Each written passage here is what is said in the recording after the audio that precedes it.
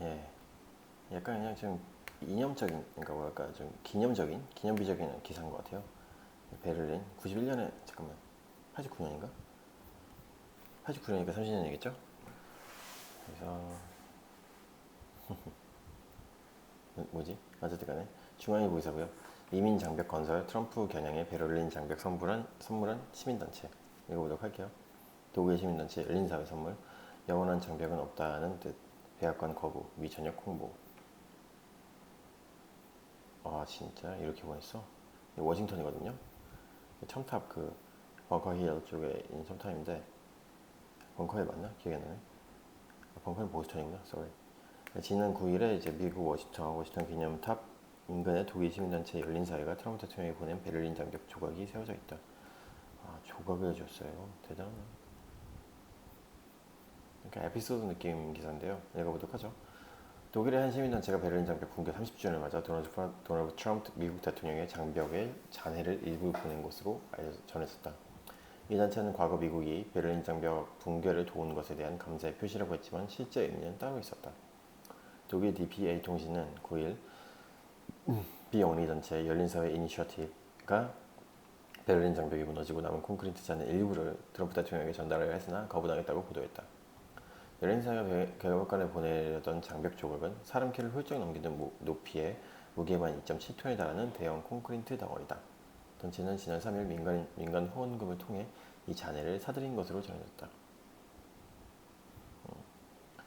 열린사회 측은 장벽 없는 세상을 추구하는 장벽들에 맞서는 장벽 그런 게 있구나. 캠페인의 일환으로 이 같은 일을 추진했다고 설명했다.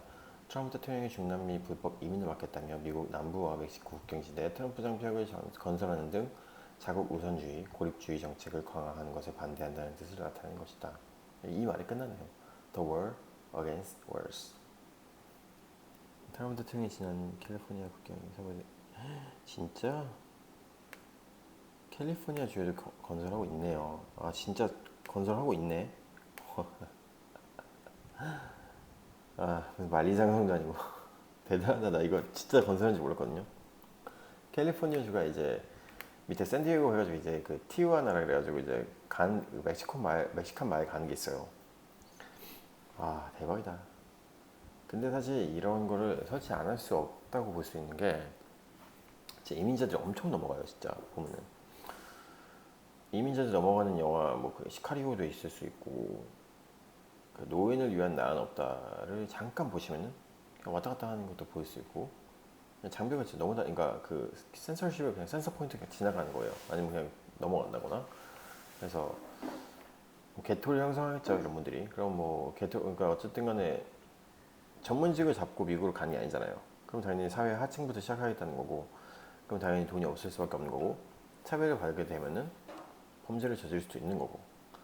이런 것들이 뭐 무조건 이민자들이 그렇게 한다는 건 아닐 수 있겠지만 상식적으로 생각해도 그럴 확률이 높아질 수밖에 없는 거라고 생각해요.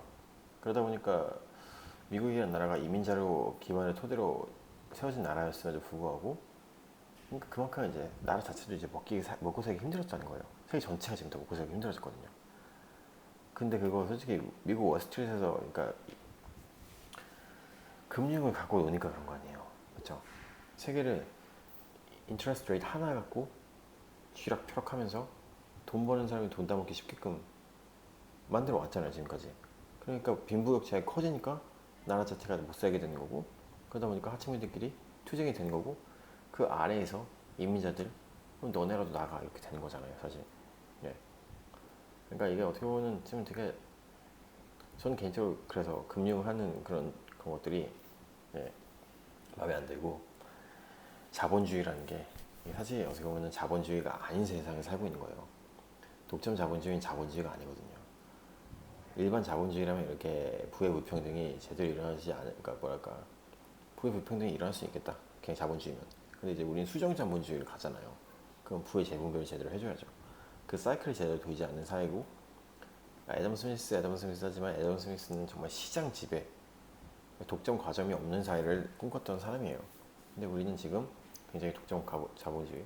그냥 다 기업들이 독점하는 기업들이 다 성공하고 있잖아요. 세계에서 잘 나가는 기업들 아마존, 뭐 팡스라 그러잖아요. 페이스북, 아마존, 넷플릭스, 마지막 어디야? 구글. 예. 성격이 당연히 독점이에요. 독점 기업이고 그리고 이제 엄청난 자본을 갖고 있는 기업이잖아요. 이런 기업들이 잘 나가는 세상. 이건 결코 자본주의가 아니거든요. 어쨌든 간에 젖소를 집어치우고 해서 이게 장벽이 진짜 건설하는지 몰랐어요. 와, 이거 어떻게 넘니 이거. 개구멍 만들기도 힘들겠네요. 진짜 여기다 돈을 쓰고 있구나. 대단하다 진짜. 그래서 이거에 이제 비하는 거리려고 이제 베를린에서 보낸 거예요. 이렇게. 여기 한번 진짜 놀러 가고 싶다 진짜. 어쨌든 간에 이 단체가 보낸 장벽 표현에는 베를린 시민 명의의 우리는 장벽 없는 세계를 만드는데 헌신한 미국의 노고를 기념하기 위해 트럼프 대통령에게 베를린 장벽의 마지막 조각 중 하나를 보내드린다는 문구가 새겨졌다. 열린 사직 관계자는 존 F 케네디에서 로널드 레이건 대통령에 이르기까지 미국은 베를린 장벽을 허무는 데 있어 수십 년 동안 중요한 역할을 해왔다고 말했다. 그러면서 베를린 장벽은 이제 파편으로만 남아 그 어떤 장벽도 요원할 수 없다는 점을 알려준다면서 우리 사회는 새롭게 지어지는 물리적 장벽들 뿐만 아니라 사람들 머릿속에 지어지는 새로운 벽들로 큰 위기에 처해 있다고 말했다. 백악관은 장벽 조각의 수령을 거부하고 있다. 현재 조각은 백악관 인근에 임시로 자리를 잡았다. 열린 사회는 만약 백악관이 계속 수령을 거부할 경우 장벽 조각을 싣고 미 전역을 돌며 적극적 홍보에 나서겠다는 입장이다. 그렇군요. 시민단체에서 이렇게 하는 거예요. 그래요. 이민자 막 생각하지 말고 솔직히 니네가 그래요. 유태인도 건들 수 없겠죠. 쿠슈너가 있는데, 그렇죠? 예. 근데 뭐 미국이나 나라가 돌아가려면 솔직히 금융업에 예, 없이 그 독점 기업들 없이 나갈 수가 없으니까 새로운 룰을 만들어 가는 거죠. 예. 강자의 힘으로. 예. 솔직히 말이 안 되거든요. 예. 그거 아세요? 옛날에 제가 2017년이구나. 2007년에 벌써 12년 전이네. 제가 이제 대학교 1학년이었어요. 그때 경영 언론 수업을 듣는데 거기 아직도 이름을 기억해요. 제프 시몬스 거예요. 무슨 시몬스 있어요. 르네상스 테크놀로지 그 CEO였거든요. 그 사람이 그 당시에 2007년에 아마 소득 1위였을 거예요. 예. 전 세계 탑. 제 17억 달러로 기억하고 있어요. 1조 7, 그러니까 대충 1,000원이라고 쳤을 때 1조 7천억이거든요. 한 사람이 1년에 1조 7천억을 벌어요. 근데 그 사람은 사모펀드, 해치펀드, 매니저예요. 펀드 매니저예요. 예. 그게 제가 그때 당시에 우루과이랑 파라과이랑 이렇게 GDP 하나, 그러니까 한 나라의 GDP 규모랑 맞먹는 거, 한 사람이 먹는 거예요. 이게 정의라고 생각하십니까? 세계에서? 예. 파라과이 사람들은 그냥 노는 것도 아니잖아요. 그 사람들이, 그러니까 파라과이 그 국민들이 뭐 농사도 지을 수 있겠고 뭐 수출도 하겠죠. 이 사람들이 1년 동안 전체가 버는 것보다 많은 금액을 미국 한 사람이 벌어요. 뭘로? 해치펀드 커미션으로. 예. 이게 당연하다고 저는 생각 안 하거든요. 예. 이건 분명히 세계가 잘못된 거고 세계 전체로 봤을 때 세계가 불평등한 구조를 갖고 가는 거예요. 근데 그 좀 더 여기서 좀 미시적으로 들어가면은 그 나라 안에서도 이게 당연하겠죠. 17억 달러 버는 사람이 있을 수 있겠고 뭐 미국에서 햄버거 팔아가지고 만약에 뭐 맥도날드에서 맥잡이라고 하잖아요. 맥도날드에서 뭐 한 달에 얼마 벌겠어요? 2,000불 못 벌걸요? 200만 원, 우리나라 돈은 200만 원 벌기 힘들겠죠. 걔네도 200만 원 벌고 2,400만 원을 쳤을 때 1조 7천억이랑 400만 원, 200만 원, 뭐 얼마 넉넉 잡고 진짜 3천만 원을 쳐도 말이 안 되는 거죠. 예. 그러니까 그렇게 나라 자체에서도 이미 그렇게 빈부분 부익부가 심하고 세계 전체적으로 심하고 이걸 만들어간 게 미국이잖아요, 사실. 이거 무조건 세금 때려온지 부의 재분배를 제대로 해야죠. 어떻게 보면 자본주의를 제일 망치고 있는 나라가 미국이잖아요. 그것 때문에 서브프라임 목이 터지고 이것도 말하기 좀 그런데 디폴트 막으려고 AIG 다 살려주고 대마불사를 그래도 살려주고 그 다음에 결과적으로 그 파생되는 그런 어떤 국제적인 신용 경색을 세계 전체가 다 부담해 쓴 거잖아요. 그거 하려고 달러 찍고 다 돈 찍고 그렇게 해가지고 금리 다 내려가고 건강한 펀더멘탈 다 망가뜨리고 그게 지금 세계 경제의 흐름이고 그런 것들이 쌓이다 보니까 빈익분 부익분이 더 왜냐면 자산이 있는 사람은 그래도 버틸 수가 있잖아요. 근데 하루 벌어 하루 먹고 사는 사람들이 직장을 잃으면 먹고 살 수가 없어요. 이것 때문에 사실 사회 안정망이 있어야 되는 거고 이것 때문에 세금을 부에서 가져와줘야 되는 거잖아요. 이걸 못하니까 자산자들은 더 부자가 되는 거고 잃는 사람들은 다 이루어지는 거고 솔직히 제로섬이잖아요. 사람들이 벌어먹고 살기 힘든 사람들이 더 못 벌어먹는 게 당연히 이쪽으로 갈 수밖에 없는 거고. 그래서 미들이 날아갔다고 엄청나게 많은 뭐 맥킨지라든지 보고서에서도 세계 전체가 다 미들이 날아갔다고 얘기를 하고 있잖아요. 우리나라도 그게 굉장히 크게 날아간 거고요. 미들이 없으면 소비가 위축될 수밖에 없고, 그러다 보니까 아싸리 명품을 만드는지 아싸리 스파 브랜드로 그냥 싸게 때리는, 지금 이렇게 미들이 없이 이렇게 나가는 거잖아요. 중산층이 있어줘야지, 난 중산층이라고 하는 그런 믿음이 있어야지 소비가 이루어지는 거거든요. 그러니까 아, 나 저 정도는 살 수 있어, 이런 사람들이 많아지는 사이가 소비가 더 도는 건데, 밑에 사람들은 소비 절대 못 늘려요. 왜냐면 리스크가 크니까. 예, 내 못 벌어먹고 살 수 있는 건데, 그러니까 소비가 줄어들 수밖에 없는 거고. 그렇다고 얘네가 뭐 말도 안 되는 가격, 뭐 200만 원 솔직히 핸드폰 비싸잖아요. 여기서 말도 안 되는 400만 원 때릴까요? 이러려면 무슨 근자감이 있길래. 예, 때린다고 해도 살 수 있는 사람은 살 수 있겠죠. 근데 그만큼 타겟이 줄어든다는 거예요. 예, 이 미디어 타겟을 다 노리지 못하면은 아무리 이제 한다 그래도 못 나가는 것처럼 지금 경제는 미들이 죽었어요. 중산층이 올라가서 죽은 게 아니라 내려가서 죽은 거예요. 예, 이분들이 다 아래로 내려왔잖아요. 하향 평준화로 돼가는 거잖아요. 그러니까 세계에서 이렇게 시위가 많아지는 현상이 나타나는 거죠. 지금 목고작이 이렇게 빠듯하니까. 예. 근데 정치까지 저렇게 썩어 있어? 그럼 일어나는 거예요. 예. 우리나라가 왜 박근혜한테 분노해가지고 그렇게 내렸어요? 그렇죠? 문재인 정권이 좋아서 그랬을까요? 아니죠. 짜증나는 거예요. 예. 정말 살기 지금 힘들어 죽겠는데 최순실이 그렇게 다 말아먹고, 예. 하나하나 산자리잡이 다 가져가는 것 자체가 우리가 분노했던 거잖아요. 예. 박근혜 대통령 자체한테 어떻게 보면 박근혜 대통령 자체는 되게 좀 불쌍한 존재죠. 지금 감옥에 들어가 있고 항소 안 했죠. 예. 그냥 살겠다는 거 아니에요. 사면만 노린다는 건 아니에요. 사면 안 하면 나올 수가 없잖아요. 감옥에 살겠다는 거잖아요. 돈 먹었나요? 당연히 뭐 경제 공동체니까 그럴 수 있겠지만 최순실이 다 한 거잖아요. 예, 어쨌든 간에. 예. 근데 이제 뭐 마녀 사냥까지는 아니에요. 물론 박근혜 대통령도 알고 있었고 최순실이랑 그 비서를 통해서 했다는 건 당연히 뭐 누가 봐도 뻔한 거긴 하지만, 궁극적으로. 예. 아, 내가 무슨 얘기를 하려고 하는 거야? 어쨌든 간에 국민들은 분노를 한 거죠. 예.